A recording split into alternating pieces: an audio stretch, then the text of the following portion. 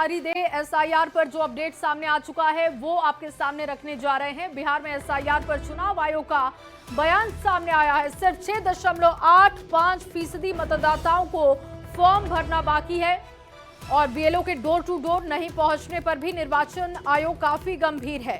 शहरी क्षेत्र में वोटर लिस्ट रिवीजन में आएगी तेजी और काम में तेजी लाने के लिए कल से पटना में कैंपिंग की जाएगी। पटना समेत दूसरे शहरी क्षेत्रों में भी कैंप लगाए जाएंगे। गांवों में वोटर लिस्ट रिवीजन का काम लगभग पूरा हो चुका है और शहरी क्षेत्रों पर अब टारगेट होगा। इसी की टीम के लिए चुनौती कायम है अभी भी, क्योंकि पटना में अब तक सबसे कम 80% वेरिफिकेशन। दूसरे शहरों में भी बीएलओ को दिक्कतें आ रही हैं। मुख्य निर्वाचन अधिकारी की लोगों से अपील है, चुनाव प्रक्रिया से जुड़े लोगों को सहयोग करे, जल्द वोटर लिस्ट रिवीजन का काम पूरा कर ले। और आगे बढ़ते हुए मुजफ्फरपुर से आपको बड़ी खबर देते हैं। एसआईआर में लापरवाही को लेकर 60 बीएलओ पर कार्रवाई की गई। औराई प्रखंड के 60 बीएलओ का वेतन पर रोक लगाने का फरमान है। जवाब तलब किया गया इस पर। मतदाता पुनरीक्षण कार्य की धीमी गति और समय पर फॉर्म ऑनलाइन अपडेट नहीं किए जाने पर कार्रवाई हो रही है। हालांकि औराई बीडीओ ने कहा कि जो बीएलओ समय के साथ कार्य में सुधार करते हैं, इसका अगर वो भरोसा देंगे तो उनका वेतन रिलीज किया जा सकता है। इस पर सोचा जा सकता है, लेकिन अगर आप लापरवाही बरतेंगे तो फिर आपका वेतन रोका जाएगा, दूसरे एक्शन भी होंगे। औराई प्रखंड के ये सभी बीएलओ हैं जिस पर वेतन रोकने की कार्रवाई हुई और इसके साथ ही जवाब तलब किया गया। और अगली खबर कटिहार से। कटिहार के वृहद आश्रय स्थल से 6 बच्चे फरार हो चुके हैं, जिसमें से 3 की तलाश पूरी हो चुकी है, जबकि 3 अभी भी लापता हैं।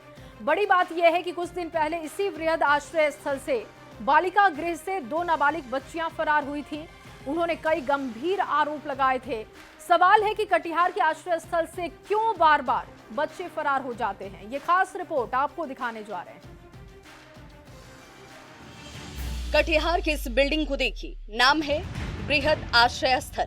यहाँ बाल गृह भी है, बालिका गृह भी। चिंता वाली बात ये कि बृहद स्थल से कुछ दिनों पहले लड़कियां भाग गई थीं।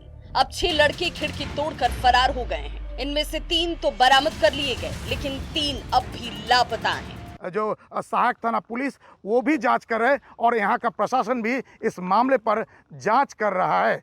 इससे पहले भी कटिहार के इसी बृहद आश्रय स्थल से 2 बार नाबालिग बच्चियां फरार हुई थी। बरामदगी के बाद बृहद आश्रय स्थल पर कई संगीन आरोप बच्चियों ने लगाए थे। हालांकि वो मामला अभी भी जांच का विषय है, लेकिन इसी बीच एक बार फिर से 6 बच्चों का फरार होना आश्रय स्थल की व्यवस्था पर सवाल तो खड़े करता है।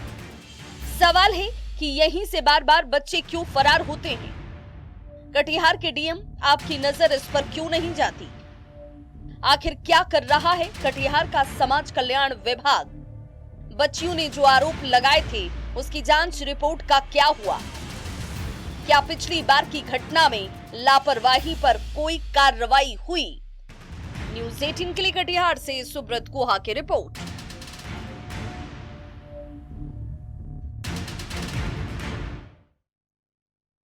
तो कटिहार के आश्रय स्थल से अभी 3 बालक लापता हैं। बता दें कि कुल 6 बच्चे फरार हुए थे। तीनों को प्रशासन ने बरामद कर लिया। वहीं अभी भी 3 लापता हैं। जानकारी के मुताबिक देर रात कमरे की खिड़की तोड़कर सभी 6 बच्चे बाहर निकले और फिर दीवार फांदकर बाहर निकल गए। इस मामले में डीएम ने लापरवाही की जांच के बाद दोषियों के खिलाफ कार्रवाई का भरोसा दिया है। लेकिन सवाल यही है कि बार बार यहां से बच्चे कैसे फरार हो जाते हैं। सुरक्षा के मद्देनजर क्या इंतजाम नहीं है?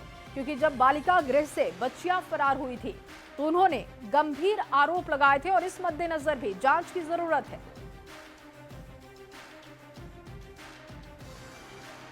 आप अवगत हैं कि पिछली बार में जब घटना हुआ था तो जो भी दोषी थे उन सभी पे कार्रवाई किया गया था। इस मामले में अगर कोई भी लापरवाह होगा, चाहे सुरक्षा के मामले में या बालगृह के कर्मियों के स्टाफ के मामले में, तो उन सभी पे हम लोग कड़ी कार्रवाई करेंगे। और साथ ही ये भी जानकारी मिला है कि उनमें से 3 बच्चा रिकवर भी हो गया और शेष के लिए भी एफआईआर किया गया है और लगातार उनको खोजबीन जारी है। और अब बेतिया से खबर आपके सामने रखने जा रहे हैं, जहां पर बेतिया में लौरिया की बागड़ कुंवर उच्च माध्यमिक विद्यालय में छात्राओं ने जमकर हंगामा किया। दरअसल इंटरमीडिएट की करीब 385 छात्राओं का पंजीकरण नहीं हो पाया, जिसकी वजह से वो परीक्षा से वंचित रह जाएंगे। आपको रिपोर्ट दिखाते हैं।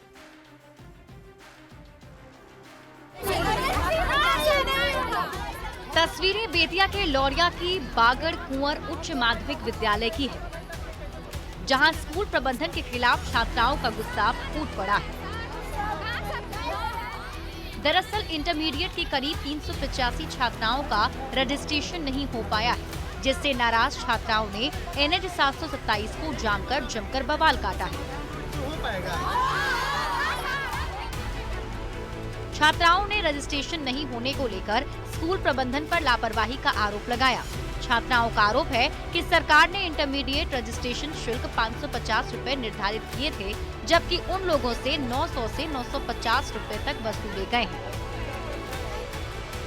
मेरा रजिस्ट्रेशन नहीं हुआ है। मैंने रजिस्ट्रेशन में 950 रुपया दिया है, जबकि मूल्य फीस 550 है। हम लोगों से एक्स्ट्रा फीस लिया गया, फिर भी हमारा रजिस्ट्रेशन नहीं किया गया है। डमी के लिए लिंक पे अप्लाई करने पर हम लोग का नो फाउंड डाटा लिख रहा है। इसका मतलब हम लोग का रजिस्ट्रेशन नहीं हुआ है। और पूछने पे सर कह रहे हैं 20 के बाद, यानी सच में हम लोग का रजिस्ट्रेशन नहीं हुआ है। इससे हम लोग 1 साल बैक हो सकते हैं।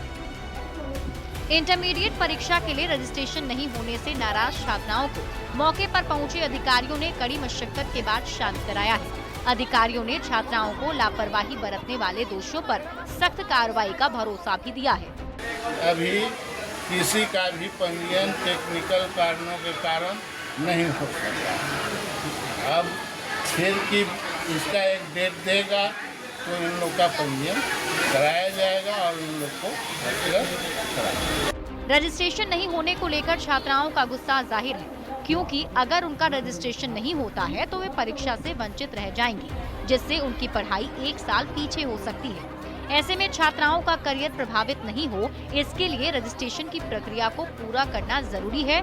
साथ ही रजिस्ट्रेशन के लिए ज्यादा शुल्क वसूलने वालों पर कार्रवाई भी होनी चाहिए। न्यूज़ 18 के लिए बेतिया से मुन्ना राज की रिपोर्ट।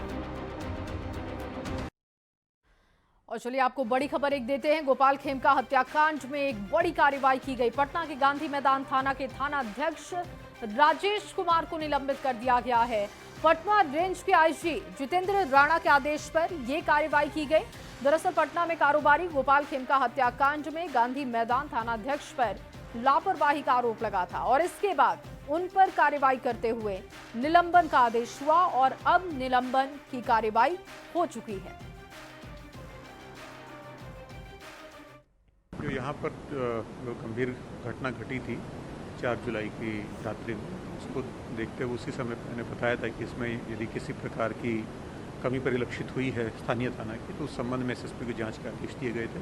एसएसपी ने अपनी जांच में पाया है कि अपने क्षेत्र में सूचना संकलन भी एक महत्वपूर्ण कार्य है थाना प्रभारी का, और ये सूचना उनको यदि विक्टिम की तरफ से नहीं प्राप्त हुई थी तो अन्य माध्यम से तुरंत प्राप्त हो जानी चाहिए थी, और उसके पश्चात में जो घटनास्थल है उसको भी उनको सील करना चाहिए था, जिससे कि आवश्यक साक्ष्य जो संकलित करे जा सके।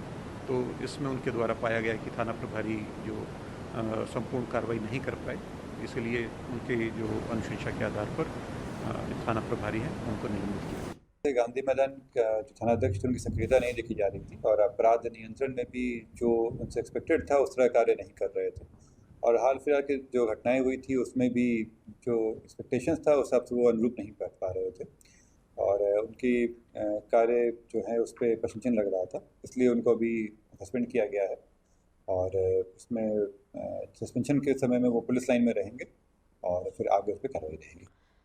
और अगली बड़ी खबर वैशाली से एक दुखद खबर, जहां पर ठनका गिरने से क्रिकेट खेल रहे 2 युवकों की मौत की जानकारी है, जबकि 3 युवक झुलसकर घायल हो गए हैं। अस्पताल भेजा गया है इलाज के लिए। घटना राघोपुर थाना क्षेत्र के चांदपुरा की है। मृतकों की पहचान 18 साल के विपिन कुमार, 20 साल के विजय कुमार के रूप में की गई। घटना की सूचना मिलते ही मौके पर राघोपुर थाने की पुलिस ने पहुंचकर दोनों युवकों के शव को कब्जे में लिया और आगे की कार्रवाई शुरू कर दी है।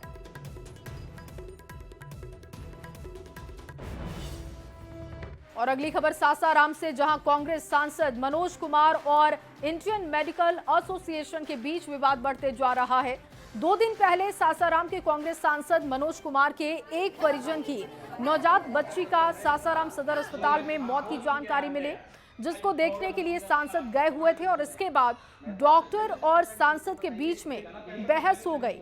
बाद में आईएमए की ओर से आपत्ति जाहिर करते हुए सिविल सर्जन से इस मामले में जांच की बात कही गई। सीसीटीवी फुटेज की मांग की गई। आईएमए ने कांग्रेस सांसद मनोज कुमार और उनके समर्थकों पर जूता पहनकर वार्ड में चले जाने के आरोप लगाते हुए सांसद पर कार्रवाई की मांग की है और इसके बाद सांसद ने अपना पक्ष रखा। हालांकि ये विवाद फिलहाल खत्म होता नजर नहीं आ रहा। आपका बच्ची डेथ कर जाए, हमारी बच्ची डेथ कर जाए, तो डॉक्टर से कम इतना तो पूछिएगा ना कि कैसे हमारी बच्ची डेथ कर गई। ये भी अधिकार नहीं हमें पूछने के लिए। और लोगों ने क्या क्या सवाल उठाया, लोगों ने सवाल, हमारी बच्ची मरी हुई है, आपको मालूम होना चाहिए, संवेदना आप नहीं दे रहे हैं, आप शोक नहीं जता रहे हैं, आप सवाल उठा रहे हैं कि सांसद चला गया, गरिमा गिर गई, आप सांसद को कह रहे हैं कि पागल हो गया, मानसिक हालात उनका बिगड़ गया है, डॉक्टरी में जाना चाहिए, सदस्यता रद्द करना चाहिए। मतलब वो लोग जो बयान दे रहे हैं उनको तो भी हम लोग गार्जियन ही मानते हैं। ऐसा बयान नहीं देना चाहिए। अगर आप ऐसा बयान दे रहे हैं ना, तो कम से कम इंसानियत के नाम पर आपको भी विचार करना चाहिए। और आगे बढ़ते हुए पटना से बड़ी खबर आपके सामने रखे। पटना में सीबीआई का एक बड़ा एक्शन हुआ। आयकर विभाग के सहायक निदेशक समेत 3 लोगों को 2 लाख रुपए की घूस लेते गिरफ्तार किया गया है। आईआरएस अधिकारी आदित्य सौरभ गिरफ्तार किए गए। इसके साथ ही आईटी निरीक्षक मनीष कुमार पंकज गिरफ्तार किए गए। आईटी विभाग का कर्मचारी शुभम राज भी गिरफ्तार किया गया है। देर शाम घूस लेते हुए तीनों पर यह कार्रवाई की गई। 2 लाख रुपए घूस लेते हुए सीबीआई ने रंगे हाथों पकड़ा है। हैदराबाद की कंपनी से मांगे थे 3 लाख रुपए घूस और तीनों आरोपियों की कोर्ट में हुई पेशी। जेल भेजा गया है। आईटी विभाग में सहायक आयुक्त हैं आदित्य सौरभ। पटना आयकर कार्यालय के पास से गिरफ्तारी की कार्रवाई हुई।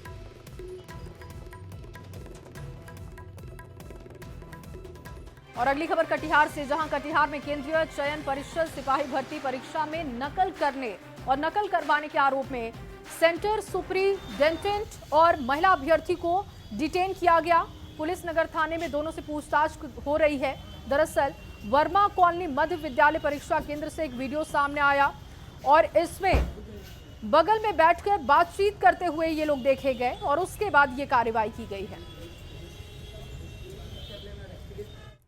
और वहीं भारत नेपाल सीमा पर मानव तस्करी रुकने का नाम नहीं ले रहा। ताजा मामला मधुबनी से सामने आ चुका है, जहां पर जयनगर रेलवे स्टेशन के पास एसएसबी के जवानों ने शक के आधार पर एक मानव तस्कर को गिरफ्तार किया।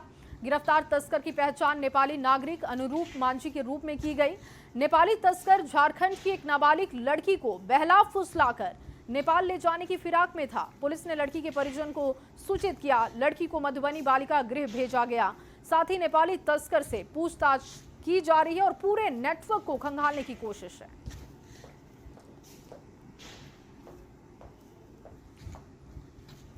भारत नेपाल सीमा पर मानव तस्करी नाकाम कर दी गई है। एसएसबी की तरफ से 14 साल की लड़की को बचाया गया है और ये पहली दफा नहीं है तस्करी का मामला। इससे पहले भी इस तरीके की कनेक्शन देखने को मिले थे। हालांकि नेपाल के एक तस्कर को भी गिरफ्तार किया गया है और उससे जानकारी जुटाई जा रही है उसके नेटवर्क के बारे में। और इसी खबर के साथ इस बुलेटिन में बस इतना ही। आगे जोहार झारखंड।